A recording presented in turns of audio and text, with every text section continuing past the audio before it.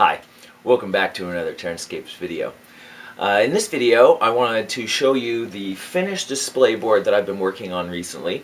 This display board features a multi-tiered cliff in the back as well as snow effects, as you can see. I've tried to use some new techniques for ice effects on it, and I got some great tips from a video that was sent to me by a viewer, so thank you very much. It's a Woodland Scenics winter scene tutorial video, and I'll put a link in the description notes to it.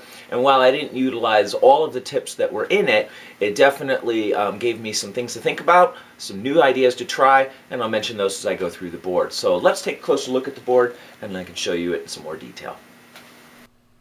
So just before we go to the actual board itself, I wanted to show you some of the pictures that I took a look at to try to draw some inspiration and some guidelines for maybe how to model some of the snow.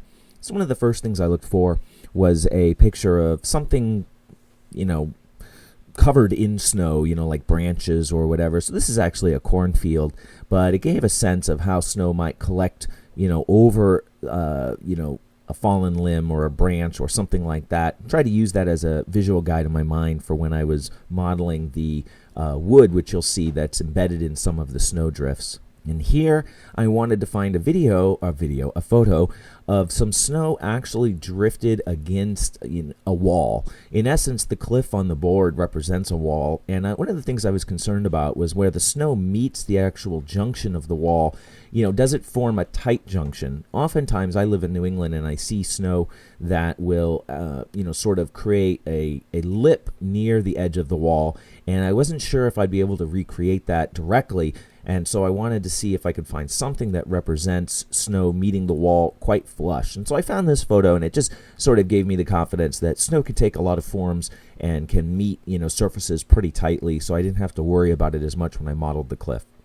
And here, as a last shot, is just a sort of panoramic view of a large cliff face with snow against it. And really, I'm just using this as a general sense and feel. Obviously, there are some significant scale issues whereby, this is much further away and a much larger cliff.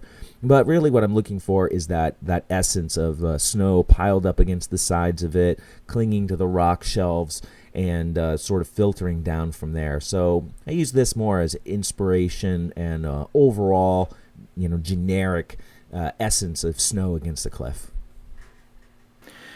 So taking a look at the board, before I go any further, I just want to say that I find snow effects to be, winter effects in general, to be some of the most challenging things to model for terrain. And I've seen, it seems to be there's an endless number of ways to do snow, do ice, do, all of these kinds of accents to a winter themed board. And, a lot of challenges in regards to making something that's durable, that miniatures aren't going to scrape off, that looks believable, crazy. So I feel like I've made a lot of improvements on this over some of my previous snow work, but definitely have things to learn going forward in the future. Looking at the board as a whole, as I mentioned in the work in progress video, if you haven't seen that, you can go back and take a look at it. But there's a 1-inch irregular step up to a slightly higher level where you can place miniatures, and then a 3-tiered plateau in the back, this being about 1 inch high. Here we're about I want to say 3 inches high, and then this piece being a 5-inch high central sort of dais in which to place central figures, prominent figures, characters, the like.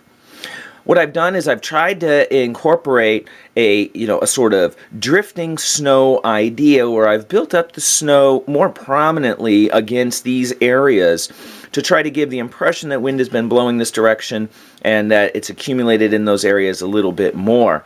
In the end, I was planning on leaving some of these areas, in the back here and along the backside here, pretty much empty of snow to accentuate that effect. But as I began working on it, I really felt like it needed some snow, against those edges to tie them down to the board, as well as, thinking that this is where snow is going to slough off, and perhaps it's protected from sun and the like, so it would accumulate there over time in any regard. But I've tried to build these up a little bit more heavily to try to accentuate that sort of an idea.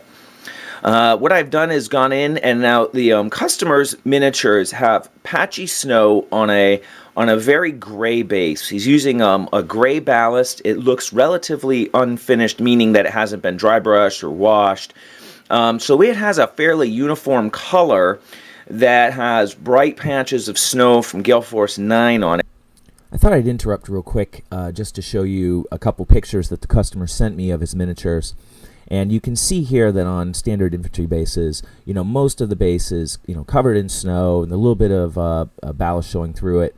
But here on the Hydra, you can see the color of the basing material a little bit more clearly with that, like I said, sort of a slate gray, rocky, sand grit finish, and then the patches of the Gale Force 9 snow.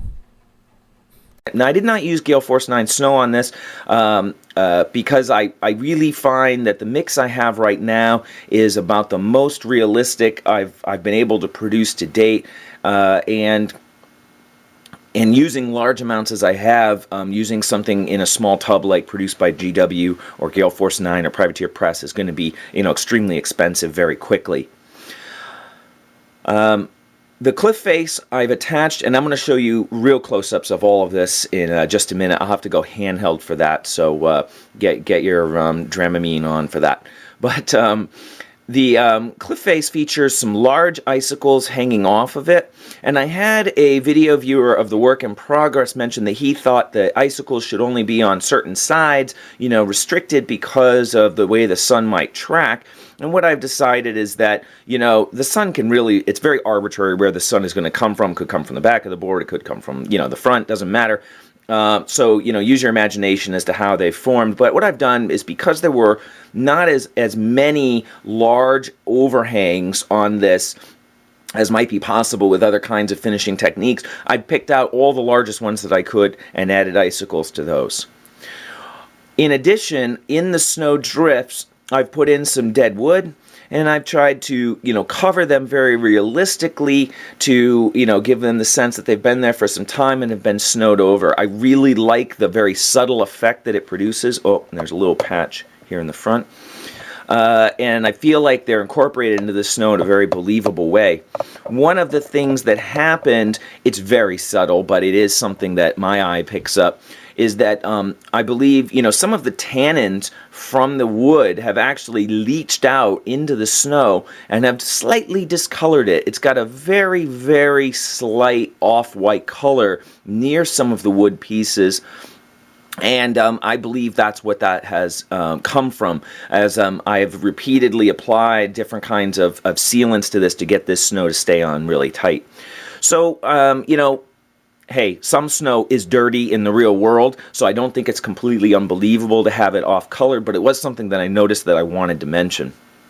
Let's take a handheld look at this so I can show you it in even more detail. So, taking a look, you'll notice that there are some various colors of white in the snow.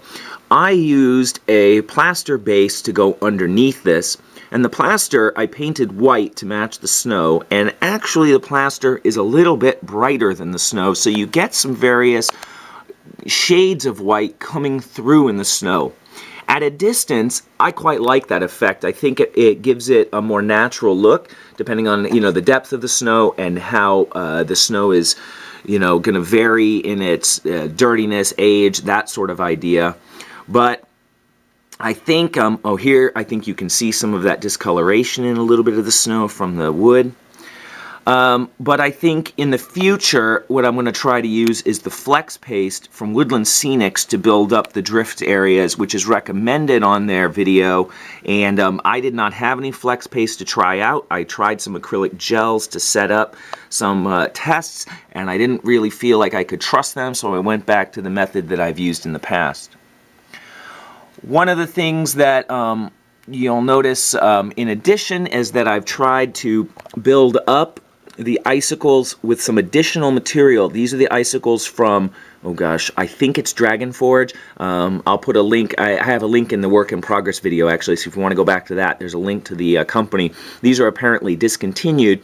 They're clear cast resin icicles. They're quite large, and they're very uniform in shape. So what I really wanted to do is go through and build them up with some additional water effects. I added some ice mixture to the top of them to seal them to the rock and try to give them a little bit more visual interest. I have a sort of mixed opinion on them. I think they work well for this piece, but I had to put quite a bit of extra work into them to get them to look like this, and I'm not entirely convinced I've found the best icicles. I think they're a little bit easier and a little bit more convincing than some of the previous large icicles I've done, but you know, definitely maybe a little even room for improvement. One of the things I liked is how the snow has clung to the rock surface. I think that looks pretty darn good, if you ask me, and gives that cliff face a fantastically icy cold feel. Also, you may notice in some areas what I've done is stipple in some Woodland Scenics water effects to make some smaller icicles. So anywhere there was a little overhang, I've added in small bits of those all the way around the piece to kind of, you know, give it a much more unified feel rather than just having giant icicles. There are small bits of ice beginning to accrue and form new ones for the future. Oh, excuse me, lens cap on the board here. The snow has been bonded very well to the surface. This is a particular challenge with snow, as anytime you apply a sealant to it, it changes its texture, and it's difficult to thoroughly soak without it moving around, and that's where you get some of this fading effect. Snow has actually, you know, come off of it in the puddles of the sealant as I've soaked it, which actually is nice because it gives a nice transition to some areas and has modeled the surface, and I think some of these areas in here are going to match the bases of the miniatures much more closely than some of these darker areas here. So overall, I think it's been a good effect, but it is something to be aware of. It's hard to keep snow where you might want it to be without it moving around if you apply a lot of sealants. And I just use dilute PVA glue with a little surfactant in it, a little jet dry, to help it cut through the powder. Last thought before I pull away from this is that I had recycled some snow from a previous project, you know, basically shook off the board, put it back in the container. It ended up having some flakes of green flock in it, which then leached into the snow and started streaking it with green. You can imagine my unhappiness with that. And that resulted in an additional hour of tweezer work to pick out every single piece of green and green snow that I could find on the board, and then several more reapplications of snow to cover that up. A lot of extra work. Do not recycle your snow. That's my advice now. It's not worth it for the dollars worth of snow that I saved. I lost it tenfold, 20-fold in labor. So it's probably with something where you're going for such a bright white, you really, really want to use straight out of the bottle brand new product. That's the plan for the future. This board has been constructed for a Dark Elf army, and specifically with a deadline of meeting the 13th, which is the upcoming Conflict GT in Nanuet, New York. It's a Warhammer fantasy tournament, and if you're going to be attending that and you see this video before then, you'd have a chance to see this board up close and in person. I'll also be attending the GT, bringing my vampire accounts, and so if you see me poking around the GT, feel free to come up and say hi. It's really nice to put a face to you know, commenters on YouTube and get a sense of a connection to the community, which is, you know, really inspiring and kind of helps keep me going. I will put photos up on the site of the board, and I'll put a link in the description notes for that. So please feel free to go and take a look at those, where you can also see all the other work that I've completed to date. And I've been a little bit behind on updating the site on a few things, so I'm going to be doing some work on that today. So you might want to check it out and see some of the other custom work that's been completed, new releases. There's a newsletter on information on when the store may or may not be reopening. It's going to be closed, I think, for a little while I try to catch up on some really large orders that I have. But there's all that information there, as well as contact information for me. I always love to hear and read comments in the comments section down below, so feel free to put those down there. Feel free to ask questions. I'm happy to answer those. And once again, I thank you for spending some time with me and taking a look at this display board, and I look forward to seeing you in a future YouTube video, and we can talk about the next project then.